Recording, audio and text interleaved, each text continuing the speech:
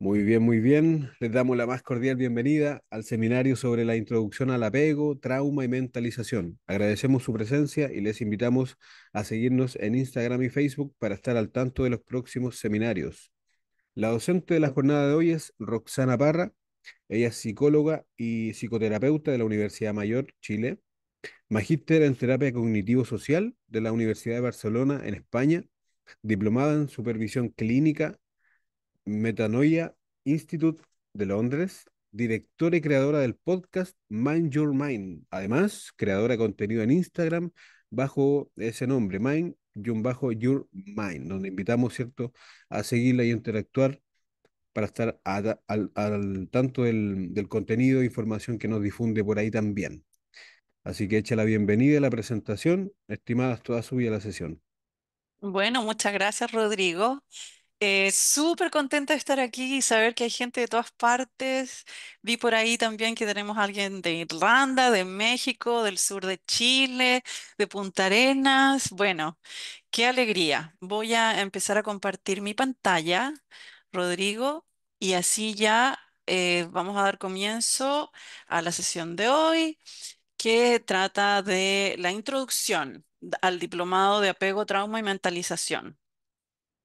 Este tema es súper amplio, así que voy a ir avanzando lo más rápido que pueda para poder contarles todo lo que quiero contarles hoy día. Eh, la teoría de apego, fundamental. Este es un tema que es uno de los pilares del trabajo que hago yo con mis pacientes, la mayoría sobrevivientes de abuso también.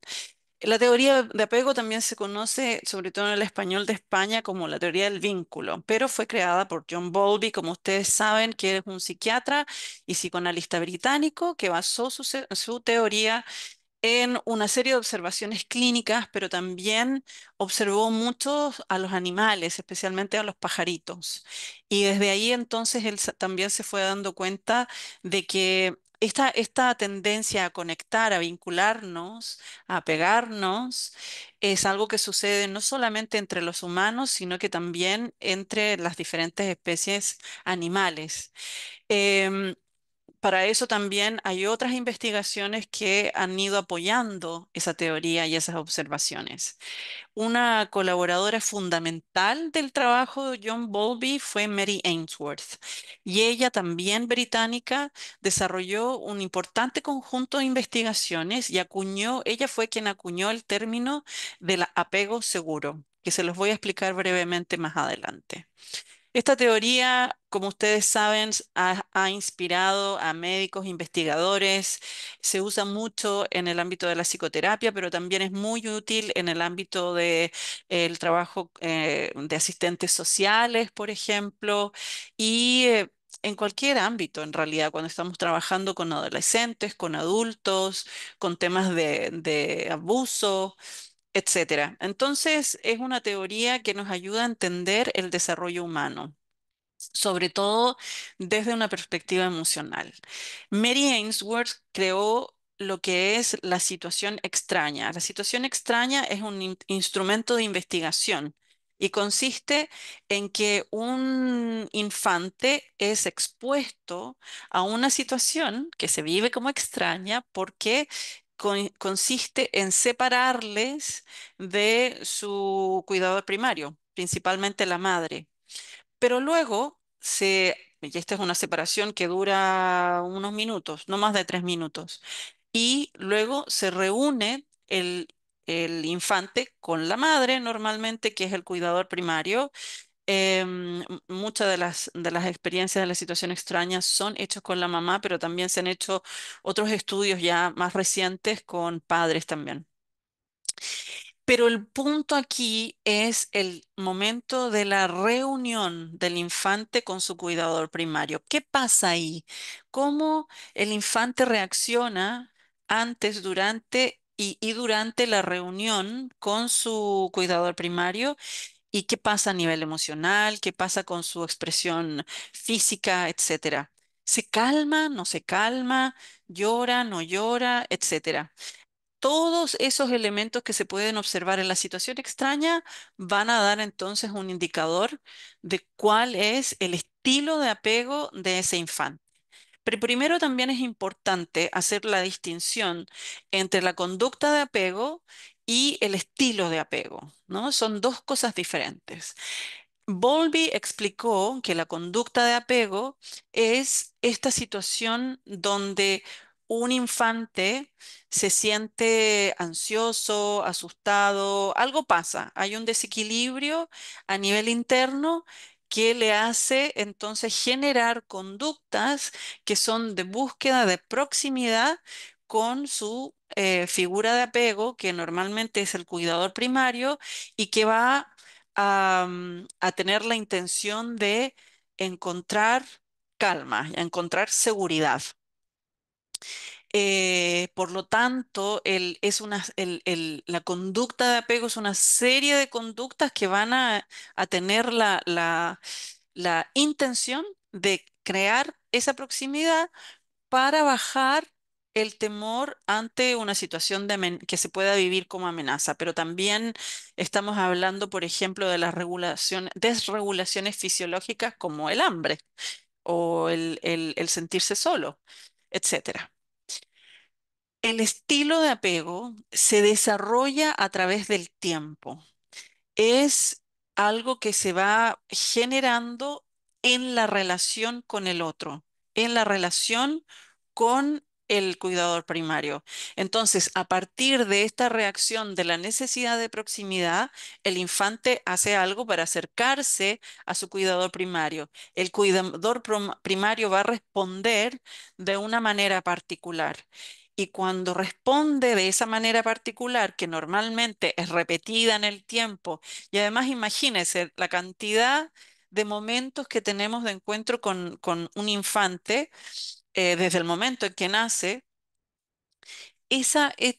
toda esa trama que se va creando ahí va a generar lo que se llama el estilo de apego, que a la larga también va a tener consecuencias y también va a tener una manera de expresarse en la adultez. Esas interacciones están ligadas con lo que conocemos como el estilo de apego seguro. Pero el estilo de apego seguro también está vinculado con un sentido de seguridad. Y el sentido de seguridad es una experiencia muy importante que es muy profunda de armonía fisiológica, relacional que nos permite estar conectados con el otro de una manera social, de una manera fluida. Es cuando estamos en situaciones sociales donde nos sentimos a gusto, relajados, donde podemos interactuar, podemos reírnos, podemos estar en confianza, podemos perder a veces la noción del tiempo porque estamos inmersos en algo que se siente bien. Y esto es muy importante, que el sentido de seguridad es una sensación que está fisiológicamente producida, ¿no? Se experimenta a nivel fisiológico y que está directamente también conectada con cómo responde entonces nuestro sistema nervioso central a el entorno, al contexto en el que nos estamos relacionando con el otro. Esto sucede desde el momento en que nacemos.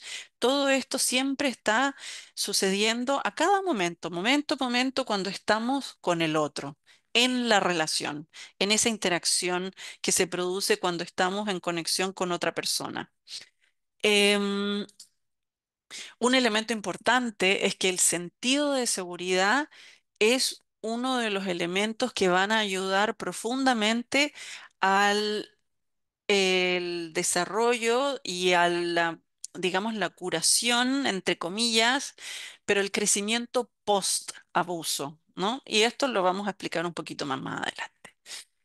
Como les explico, la teoría del apego entonces presenta el conocimiento del desarrollo infantil basado en una idea de diferentes vías de desarrollo. O sea que no solamente la influencia del cuidador primario es la única influencia es potente, pero no es la única influencia que tiene un infante al ir desarrollándose. Por lo tanto, aquí también vemos que cuidadores primarios, no solamente la mamá, el papá, la gente que está alrededor también, que pueden ser los tíos, las abuelas, las tías, gente que está alrededor de un infante. Se dice que se necesita una comunidad entera para criar a un niño, una niña. Los profesores también cuentan un rol importante. La familia extensa. Entonces vemos que los cuidadores, y esto es importante porque si comenzamos a mirar la calidad de esa relación que se tiene, y por ejemplo, un cuidador primario está más bien desregulado emocionalmente, no puede conectar bien con el niño para protegerle, no tiene respuestas que son sensibles, es generador de miedo, por ejemplo.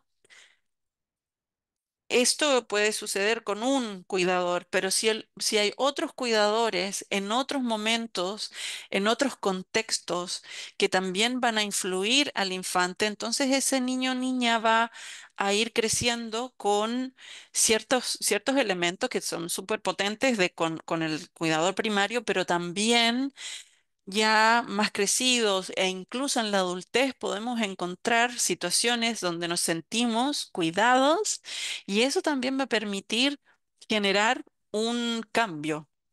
O sea, el estilo de apego no es siempre el mismo a través de la historia vital, ¿no?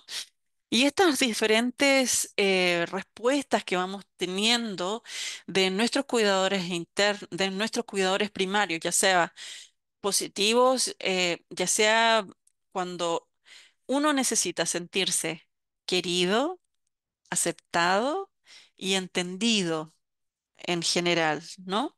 Estos son los elementos que un cuidador primario que va a responder empáticamente, va a ser eficaz en su respuesta y va a poder también generar un momento de reflexión con un niño. Va a hacer también que el niño o la niña se sientan entendidos, aceptados con sus emociones y además amados.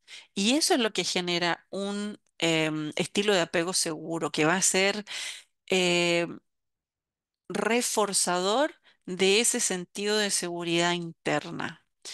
Cuando ya tenemos unas respuestas que son más bien ambivalentes, puede ser que el niño empiece a sentirse más bien rechazado y no querido.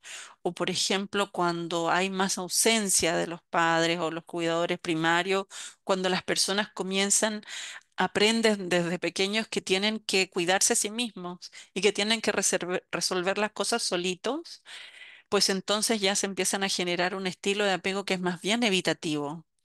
Y cuando también estamos con estos respuestas que son confusas, a veces súper protectores y bien sintonizados, y otras veces con rechazo, entonces esto genera más bien confusión y resistencia.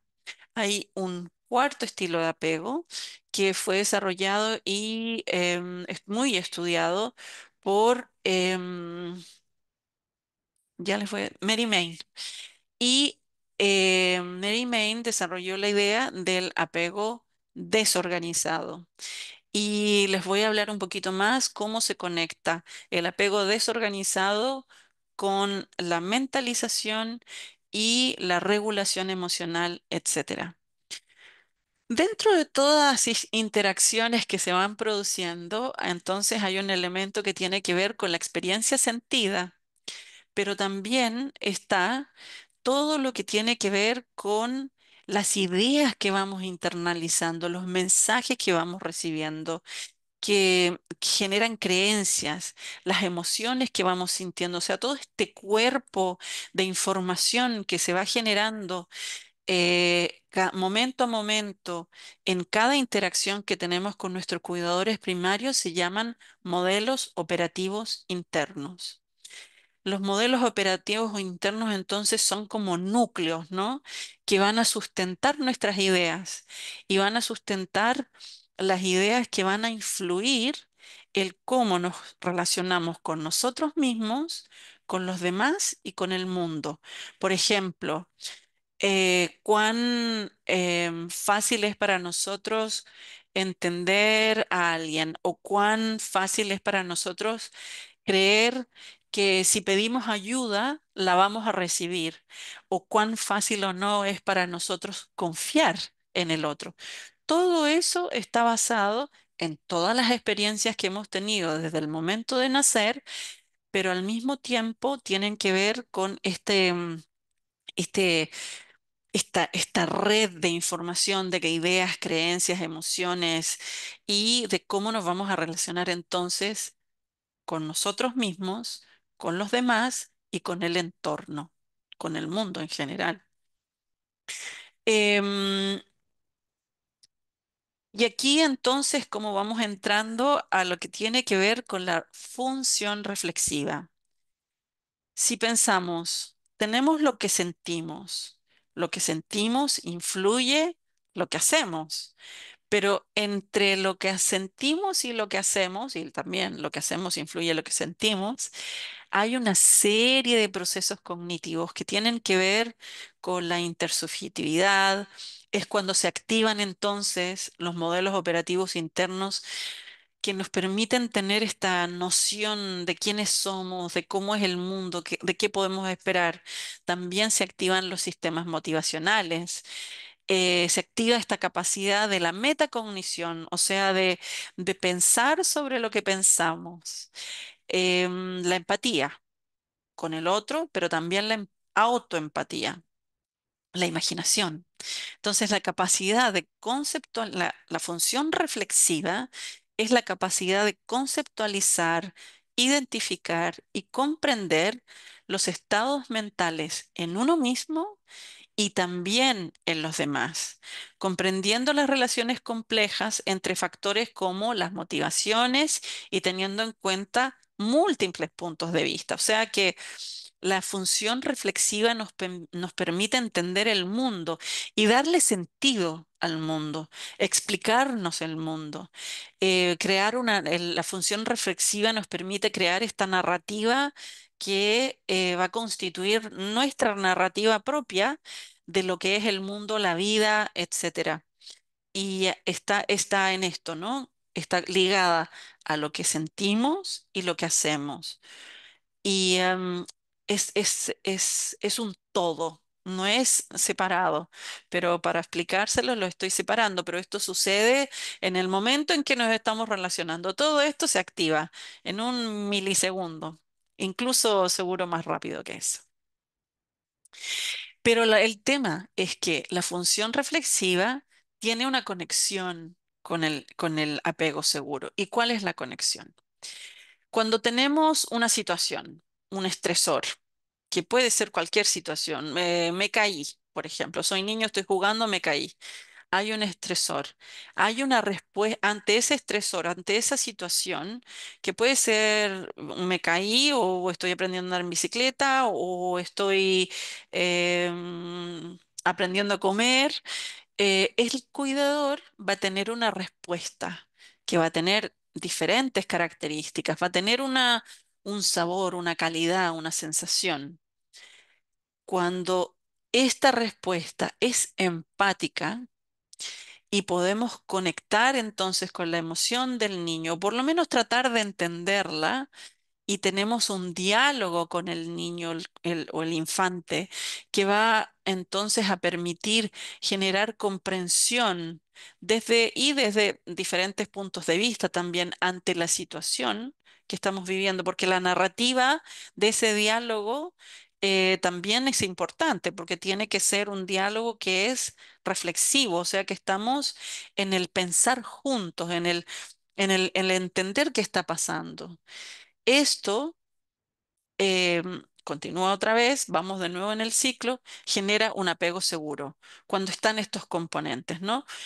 Hay una respuesta del cuidador, Por lo tanto, el cuidador se activa cuando no es un cuidador que no escucha o que evita, no, sino que es un cuidador que responde, que se activa ante la necesidad de proximidad del infante, responde de una manera empática, o sea, emocionalmente sensible, y además logra tener un diálogo que permite entonces una reflexión, un entendimiento para que el niño entonces, este estresor, baja la intensidad de la emoción y se conecta con un sentido de seguridad.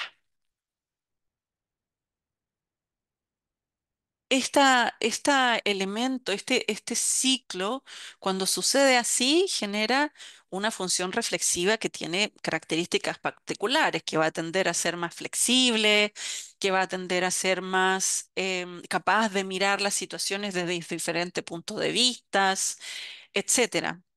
Pero también hay momentos en los que el cuidador puede ser la fuente del miedo y que además puede ser una fuente de miedo impredecible para el infante. Esto normalmente está asociado, por ejemplo, con el abuso físico, con el abuso emocional, sexual, con la negligencia, la falta de atención. Tiene que ver con elementos en el cuidador mismo que también van a ver, sí, hemos visto que también que esto sucede, que van a haber antecedentes de violencia, de que ellos son violentos o que tienen problemas de adicción, por ejemplo, el alcoholismo, las drogas, o que incluso han experienciado muertes y pérdidas muy tempranas en su historia o en su comunidad, ¿no? Que tienen que ver con situaciones traumáticas también que afectan a una comunidad entera. Entonces, cuando el cuidador es esta fuente de miedo, deja al infante ya no en este me conecto contigo desde la empatía y puedo reflexionar contigo, te escucho, te entiendo, sino que va a un estado donde la experiencia del infante se comienza a polarizar, porque cuando la persona que se supone que me tiene que cuidar, la persona que la que se supone yo veo que es la persona a quien puedo recurrir, no olvidemos que cuando uno nace es 100% dependiente del cuidador primario. Pero si ese cuidador primario es mi fuente de miedo, yo como infante menor, ya desde el momento de nacer no tengo los recursos para poder entender y comprender esa situación. Por lo tanto, mi experiencia se va a comenzar a fragmentar. Voy a tener que, mi sistema nervioso va a comenzar a usar recursos que son respuestas naturales ante el miedo excesivo, por ejemplo, que, como por ejemplo la disociación, que me van a permitir manejar esta situación que es tan, que me sobrepasa a nivel emocional. Por lo tanto, yo puedo continuar viviendo y puedo asegurar mi supervivencia, porque aquí cuando uno nace, la necesidad de establecer ese vínculo de conexión con el cuidador primario tiene que ver con un elemento de vida o muerte. Entonces, si mi cuidador primario me está generando un miedo muy grande, ya me quedo sin salida, porque un niño no tiene los recursos para resolver esa paradoja que hay entre la persona que me cuida es la que me genera miedo.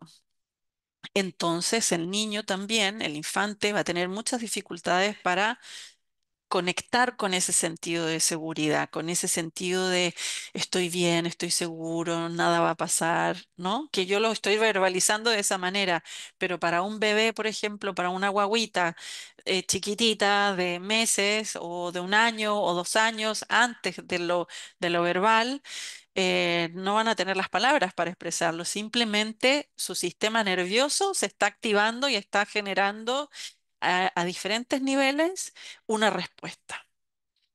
Entonces, va a ser muy difícil aprender y afrontar las emociones.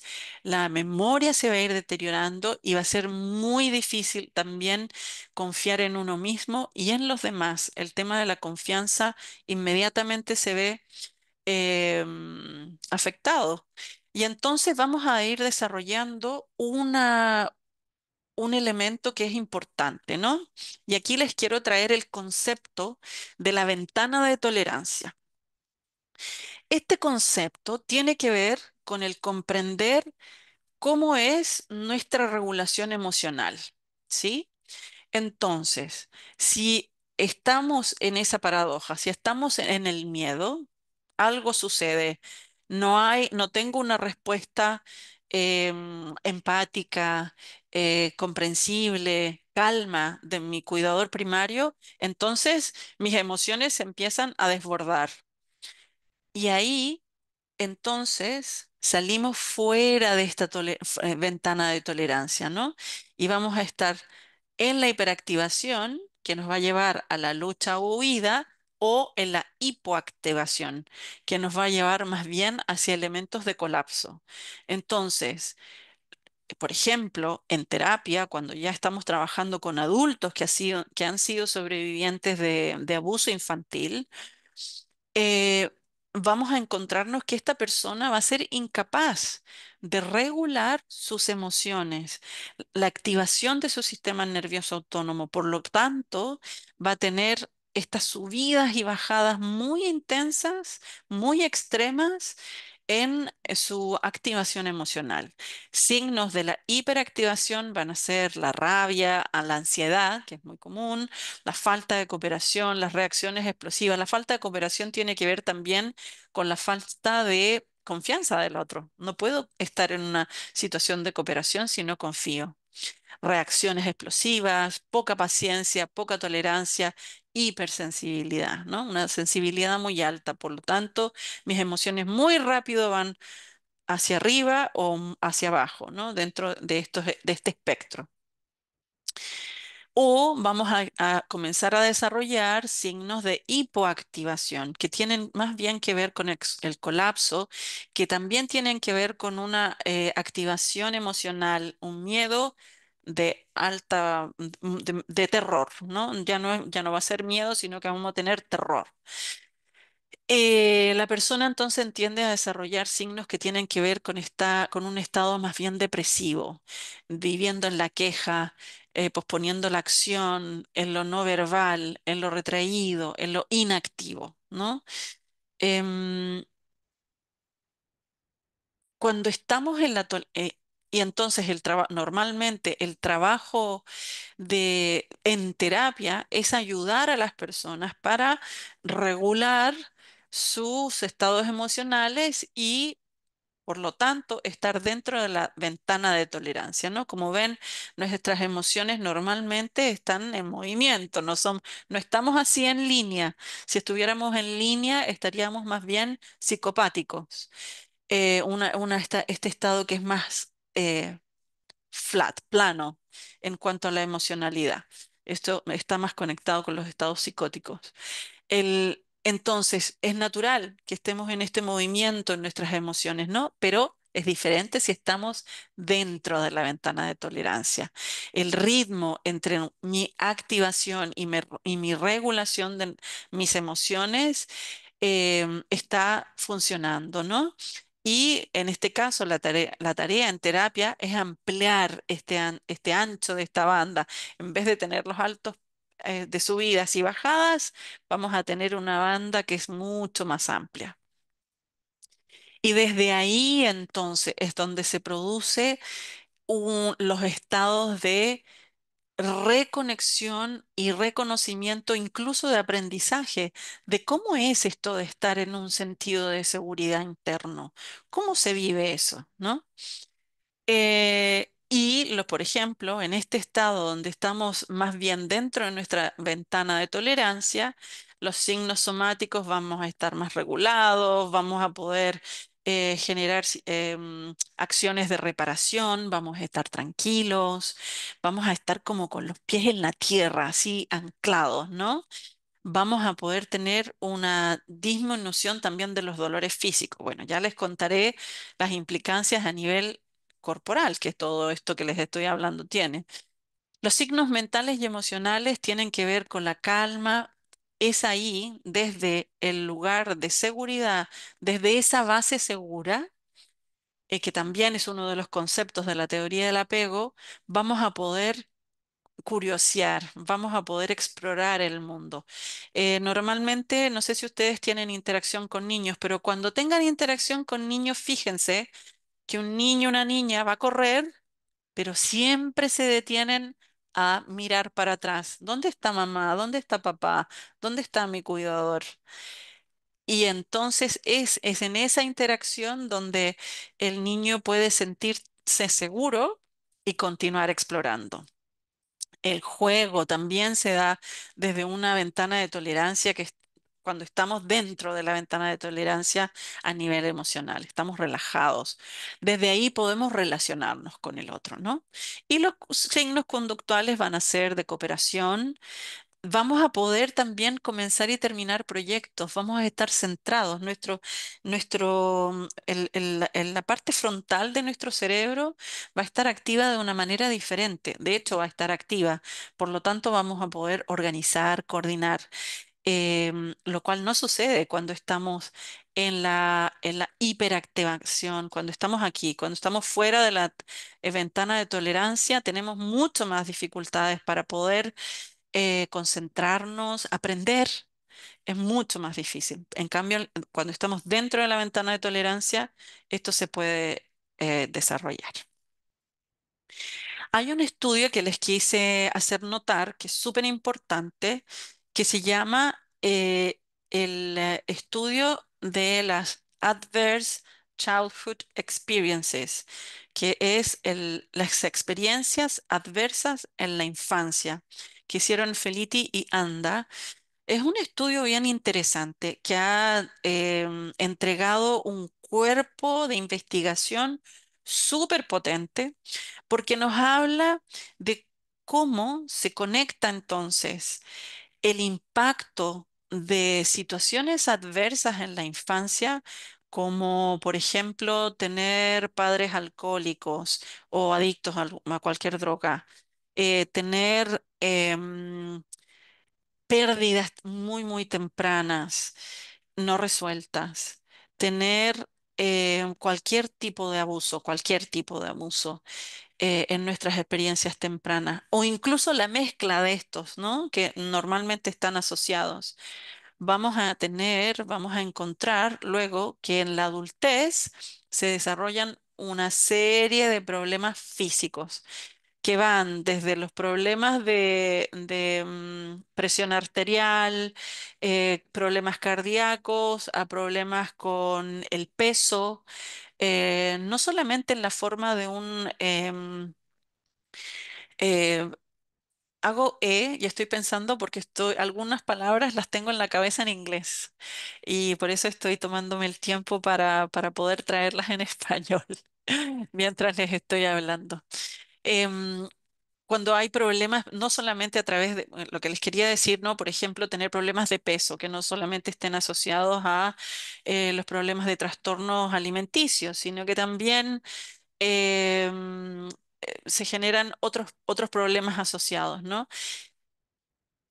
Este estudio es tan importante porque nos dice, cuando una persona tiene experiencias que son adversas en la infancia, es va a desarrollar problemas de salud en la adultez. Entonces, ellos están diciendo que hay una relación directa entre el trauma infantil y la aparición de una serie de enfermedades crónicas en la edad adulta. Ahí incluimos la fibromialgia, problemas del sistema inmune, etcétera. Así también, obviamente, como la psicopatología. Em, el- Esto también se va a asociar con situaciones antisociales, por ejemplo, ¿no? El desarrollo de conductas que son antisociales o problemas laborales también. Las, También ellos pudieron ver que, como les decía, las situaciones adversas en la infancia no ocurren de manera aislada, normalmente están combinadas, pero también se observó que para aquellos que viven situaciones adversas en la infancia, hay un mayor riesgo de ser víctimas de violencia doméstica si se experimentó un mayor, o sea, cuando hay experiencias adversas en la infancia para una mujer, es muy probable, altamente probable, que ella va a experienciar situaciones de abuso en sus relaciones en la adultez. Con respecto a los hombres, sería menor. Y también se observó que puede ser que se generen más conductas de violencia, ¿no? Esta es en proporción. Estamos hablando de una proporción aquí, ¿sí? Todo puede pasar para todos, ya sean hombres, mujeres, pero en proporción se vio que más las mujeres con violencia doméstica, más los hombres con situaciones de violencia. Las situaciones adversas en la infancia entonces crean como una plantilla de modelos de modelos internos, modelos operativos internos, donde las personas que sobrevivieron estas experiencias tienden a recrear su experiencia traumática en las relaciones en la adultez, ya sea como receptores, continúan victimizados o como abusadores.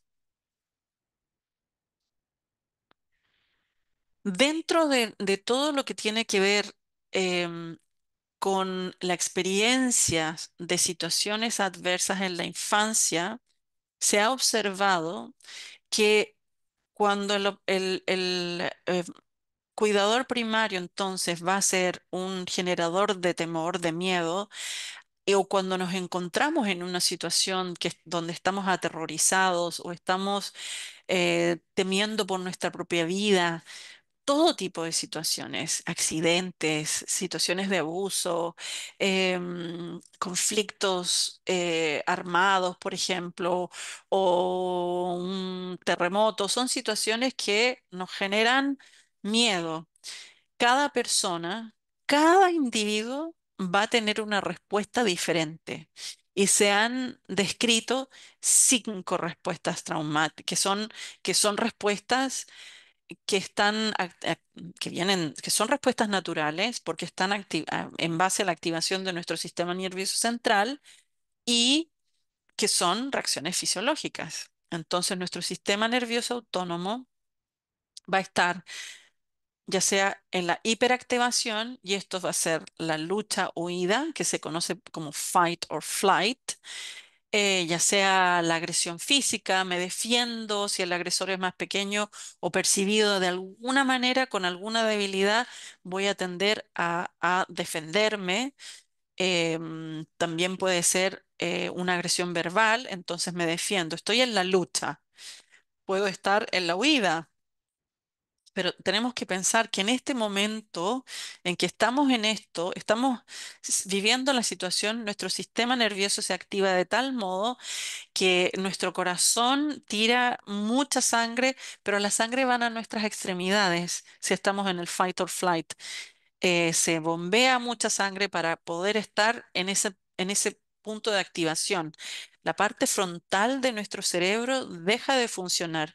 Ya no estamos pensando organizativamente, sino que estamos más bien pensando desde el centro del miedo, que es la amígdala, que va a estar focalizado en este tipo de reacciones, ¿no? La memoria también tiene una alteración y se va a producir una alteración de la memoria y se fragmenta. Ya cuando estamos en un nivel más alto de miedo, por lo tanto en el terror, tiende a generarse la hipoactivación, la disociación, una parálisis, ¿no? Y podemos ver aquí también que se incluye el amigarse y esto es muy típico con situaciones de abuso prolongado en el abuso sexual infantil. como que tiene que ver con el engaño de un pederasta, ¿no? Que sucede en largo tiempo. La mentalización es una función que nos permite, es una capacidad que nos permite comprender las acciones de otras personas, de uno mismo, en términos de pensamientos, sentimientos, anhelos, conductas, motivaciones, etcétera. Y que no solamente nos explican las conductas del otro, sino que nuestras propias conductas también, ¿no? Es algo que vamos a utilizar en cada interacción que tenemos en el día a día. Sin mentalizar no puede haber un sentido sólido de sí mismo. Por lo tanto, ni una interacción social que sea constructiva, ni reciprocidad en las relaciones. Hay un elemento de la reciprocidad. Te escucho, me escucho, te entiendo, me entiendo. Y tú a mí, yo a ti, ¿no? Cuando estamos en esa interacción, la mentalización sucede a cada momento y es como esta capacidad que tenemos de imaginarlos, de asumir lo que el otro está diciendo, ¿no? Un ejemplo muy interesante es el humor. Entonces, todos estos elementos se ven afectados por las situaciones traumáticas en la infancia y pueden dar paso a lo que se conoce como el estrés postraumático complejo que desde el estudio los ACEs, que son las Adverse Childhood Experience Studio, nos da pie para comprender el desarrollo del estrés postraumático complejo, porque nos permite hacer esa conexión, ¿no?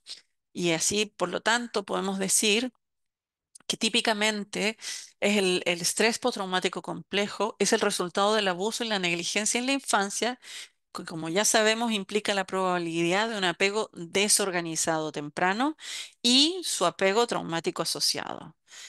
Y el apego traumático viene a partir de esta dinámica, ¿no? Donde la inseguridad en el apego en los padres ya existe, hay interacciones que son no mentalizantes, por lo tanto, partimos de la base también de que la capacidad está deteriorada de mentalidad de los padres, por lo tanto, las interacciones y la posibilidad de mentalizar con el infante son menores, por lo tanto, se incrementa la desregulación afectiva infantil y lo cual da paso a un apego desorganizado con una capacidad para mentalizar que va a estar deteriorada desde la infancia, pero que se puede ir mejorando en los años de la adultez. La no mentalización en la transmisión tiene que ver con la transmisión intergeneracional del trauma en el apego, ¿no? Y esto tiene que ver con la no mentalización, porque tiene que ver con cuál fue la historia de nuestros padres y su propia, por lo tanto, su propia capacidad la capacidad que ellos han desarrollado para mentalizar, eso les va a permitir mentalizar o no con sus hijos, etcétera. Y así continúa la cadena, ¿no? Bueno, la función reflexiva, el pensar juntos. Y esto es algo que Peter Fonagy, Howard y Miriam Steele han trabajado muchísimo, que como les explicaba, estas son las características, ¿no? Que podemos ver cuando hay una función reflexiva que está activa. Y hay este concepto del cual les continúo mencionando que se llama seguridad adquirida, ¿no? Este sentido de seguridad que nos permite entonces poder procesar y entender, comprender, hacer duelos, poder tener una capacidad entonces de cambiar alguno de nuestros modelos operativos internos y adquirir una mayor flexibilidad en nuestra capacidad mentalizadora, ¿no? La seguridad adquirida es el proceso mediante el cual un individuo con experiencias negativas y adversas en la infancia, en su primera infancia, puede procesarlas y puede integrarlas. Por lo tanto, esa disociación y esa fragmentación se reduce y entonces va lo cual lleva a una mayor sensación de seguridad interna que se descubre a través de este proceso y que sucede dentro de espacios que son seguros, como la terapia. Les quise mencionar este libro de Felicity Zulueta, salió hace muy poco, que se llama Sanar la mente fragmentada. Y ahí ella habla de muchas de las cosas que les estoy hablando yo ahora. Y también ella desarrolló una técnica que se llama el procedimiento de inducción del apego traumático, que invita entonces, es una técnica que invita a disolver esa disociación, ¿no? Ella dice que hay, aquí el objetivo central del TAIP es crear una situación en la que el paciente, con la presencia cálida y cuidadora de un terapeuta, puede procesar y disolver ese vínculo con el apego traumático que se formó en los estadios tempranos de una infancia que está rodeada de situaciones de abuso, negligencia, etcétera. La posición del terapeuta es fundamental para la seguridad, para crear ese ambiente seguro donde una persona puede entonces procesar todo esto, pero es muy importante, y con esto ya voy a ir terminando, em, tener en cuenta que el estilo de apego ¿cuál es el estilo de apego del terapeuta? O sea, es súper importante que como terapeutas, como asistentes sociales, como cuidadores profesionales, tomemos un momento para poder entender cuál es el impacto de nuestras experiencias de apego en nuestra niñez para nuestra adultez, porque esto va a tener una implicancia bastante importante en el tipo de cuidadores que somos, de qué tipo de cuidadores queremos ser y además en cómo podemos ir procesando nuestras propias relaciones con los demás, ¿no? Incluyendo las relaciones terapéuticas. Entonces, es importante comprender que el estilo de apego del terapeuta va a tener una influencia en nuestra capacidad de generar una relación de apego que sea segura con nuestros pacientes, ¿no? Y obviamente nuestros modelos operativos internos también van a tener una influencia en esa relación terapéutica, que por lo tanto tenemos que estar conscientes de estos elementos. Creo que estamos, Rodrigo, bien para llegar al punto de las preguntas. Sé que estoy un poco pasada en el tiempo, creo. Tú me dirás. Muy bien, claro que sí. Estamos listos Excelente. entonces para hacer preguntas y respuestas, ¿sí? Sí, súper. Muy, Ya. muy agradecido. Brindémosle aplausos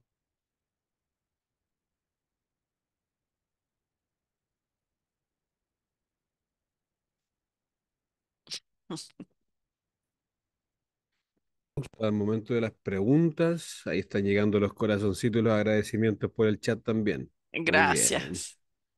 Pasemos al momento de las preguntas. Entonces ustedes van a levantar, ahí sí, van a levantar su mano aquí en la plataforma para poder elevar su consulta. Algún concepto que a lo mejor no les quedó claro, em, siempre ligado a la temática que acabamos de ver. Agustina, voy contigo, Agustina, que levantó su mano. Hola, profe, hola a todos, ¿cómo están? Súper, Muy bien, Agustina. Agustina, gracias. Mira, yo tengo una duda en particular, no sé si usted, profe, me la podría responder, que estoy pasando por un momento acá con mi hija que tiene 3 años, ¿ya? Y que al descontrolarse, nosotros siempre tenemos también un apego, intentando tener un apego seguro, ¿ya? Con ella, pero al descontrolarse o hacerse lo que ella no quiere, por ejemplo, no para de llorar. Y al intentar estar con ella de manera empática, hablar, respirar, etcétera, me expresa que no quiere estar conmigo, que me vaya de la pieza, por ejemplo. ¿Ya? En ese instante yo no sé qué realizar, yo como persona, como mamá también, para poder seguir manteniendo ese apego seguro. Si hacerle caso, por ejemplo, ella me dice que me vayas de la pieza y que la deje sola, pero cuando está en la pieza, igual empieza como a tirar las cosas, etcétera. ¿Se entiende? Se entiende, sí. Porque yo sé que el apego seguro cuando los niños se desregulan, la idea es que uno esté ahí, esté como observando, esté ahí conteniendo, pero realmente no, no sé qué hacer. No sé si dejar la pieza que lleno sola y hacer lo que ella me dice, por ejemplo, o cómo llevarla en ese caso. Si me podría ayudar, sería de mucha, mucha ayuda, por favor. O algún consejo. Agustina, no te voy a poder dar consejos de parentalidad hoy día, porque no estamos centrados en eso en particular. Pero lo que yo te diría es que busques ayuda en tu entorno. A veces uno necesita un profesional o alguien que nos pueda acompañar a nosotros también para Ya, poder comenzar a regularnos, para comenzar a nosotros tener comprensión de qué es lo que está pasando, para que tú también puedas ayudar a tu hija, ¿no? Para que puedas entrar en ese espacio donde, bueno, vamos a estar manteniendo entonces porque ella está desregulada. Y sí, sí, y cuando los niños están desregulados, tiene también que ver con tu propia respuesta. Pero no solamente tu propia respuesta hacia ella, sino que la propia respuesta del adulto ante una situación de desborde. Entonces ya, es una situación más compleja que es importante que la puedas observar con alguien que va a estar por ti, ¿sí? Y ya, que para lo cual yo no puedo darte una respuesta ahora, por el ya, contexto en el que estamos. pero Pero muchas sí. gracias. Pero sí, o sea, te invito a que busques el apoyo dentro del jardín infantil, de la escuela, alguna organización que tengas cerca dentro en la ciudad donde vivas, etcétera. A veces es importante buscar apoyo profesional si es que no tienes nadie cercano que te pueda también ayudar a dar algunos consejos de cómo ir trabajando esta parte con tu hija. Muchas gracias, profesora. Voy con la pregunta de Vania Baeza. ¿Le parece si respondemos a Vania y a Jonathan? Perfecto. Súper. ¿Me la Hola, quieres leer? Ah, ya, está. Ya, ok, hola, perfecto. profesora, ¿qué tal? Te escucho, Muchas Vania. gracias por la respuesta. ¿Se escucha? Sí, se escucha perfectamente. Ya, le cuento, yo soy trabajadora social Ujú, y en este momento estoy desempeñándome con pacientes con patología dual. ya, Ya, acciones y algunos cuadros psiquiátricos. ya, Quisiera preguntarle si los tipos de apego tienen una como algún impacto en el desarrollo de la esquizofrenia, de algún trastorno de límite de la personalidad o claro. cualquier otro. Sí, mira, te voy a invitar a que explores más sobre el apego desorganizado, porque todos tus pacientes, los clientes, las personas con las que estás trabajando, si tienen estos cuadros, van a tener un apego desorganizado. ¿Qué significa eso? Que han tenido experiencias infantiles y a través de su historia vital, donde van a ver todas estas experiencias adversas de las cuales estábamos hablando. Y esto tiene una implicancia porque significa que sus cuidadores primarios estaban en situación ellos mismos de precariedad, que puede haber sido en relación a diferentes, por ejemplo, el alcoholismo o conexión con drogas, o ellos mismos ser sobrevivientes de abuso, o vivieron en una pobreza extrema, o habían situaciones de negligencia muy grande, de mucha carencia, etcétera. Entonces, si tú miras un poquito la historia de las personas con las que estás trabajando, vas a poder comprender el cómo se conecta lo uno con lo otro. Entonces, te invito a mirar apego desorganizado, a mirar el libro que mencioné de Felicity Zulueta, es una joya en cuanto a dar sentido a lo que es el trauma complejo Ella también escribió otro libro que también ayuda a comprender los fundamentos para la psicopatología. Entonces, cuando estamos en estas relaciones que son muy difíciles en la infancia, con situaciones que son adversas, es como que se está plantando el suelo fértil para luego en la adultez desarrollar problemas psicopatológicos. Como que si desarrollamos un apego seguro, eso también va a significar que vamos a ser más resilientes para las adversidades de la vida. Cuando estamos con un apego más bien desorganizado, vamos a ser menos resilientes. Nuestras emociones vamos a estar más disociados, hay más tendencia a desarrollar trastornos psicológicos asociados a la disociación, etcétera.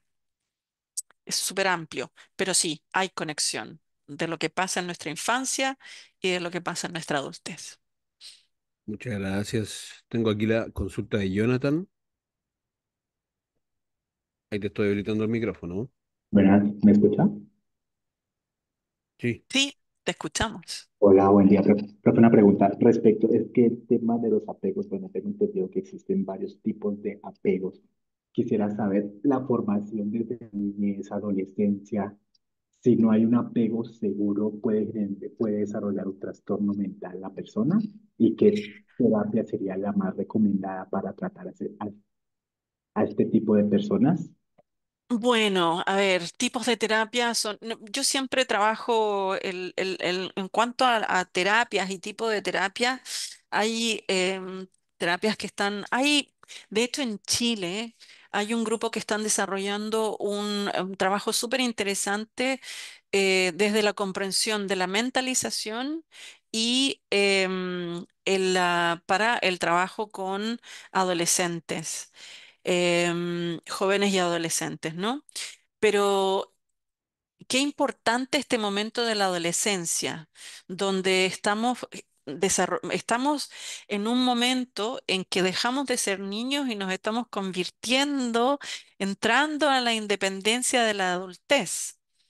Y hay una serie de cambios fisiológicos también que están pasando, ¿no?